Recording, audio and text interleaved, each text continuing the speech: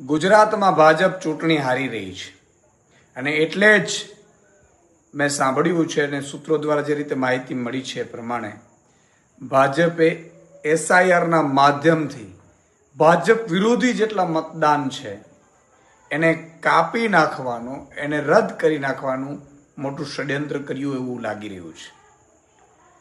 આમ તો લોકતંત્રમાં સૌથી મહત્વનું પાસું છે મતદાનનો અધિકાર. પણ લોકતંત્રનો પાયો જેના ઉપર ઊભું છે એમાં જ જ્યારે મતદારોના મતના અધિકાર કાપવાનું આખું ષડયંત્ર જે ભાજપે કર્યું છે ખૂબ જ દુઃખનીય છે.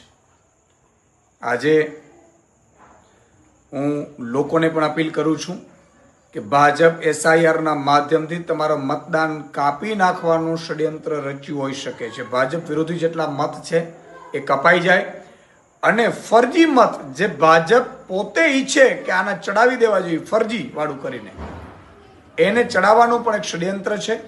ત્યારે તમામ નાગરિકોને વિનંતી છે ગુજરાતના કે મતદાર યાદી જે હવેથી મતદાનની એવું કહે છે કે BLA આવશે તમારા ઘરે ચેક કરશે, તો આપ બધા વાકેફ રહેજો. મતદાનમાંથી નામ કમી ન થઈ જાય એ માટે પણ ચેતતા રહેજો. કારણ કે આ એક નવું નાટક ભાજપે જે શરૂ કર્યું છે, જે બીજા રાજ્યોમાં પણ કર્યું છે, એ રાજ્યોમાં પણ ખૂબ વિરોધ થયો છે.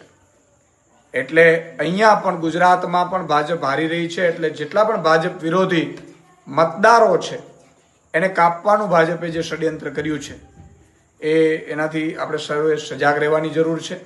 નાગરિકો પણ અપીલ કરું છું કે મતદાન જે તમારું મતદાર યાદી છે એમાં નામ ચેક કરતા રહેજો, તમારું નામ કમી ન થઈ જાય. અને આમ આદમી પાર્ટી પણ પ્રયાસ કરશે સંગઠન દ્વારા, BLA દ્વારા, કે કોઈ સાચા નાગરિકનું નામ ભાજપના કારણે કમી ન થઈ જાય અને ફરજી ચડી ન જાય.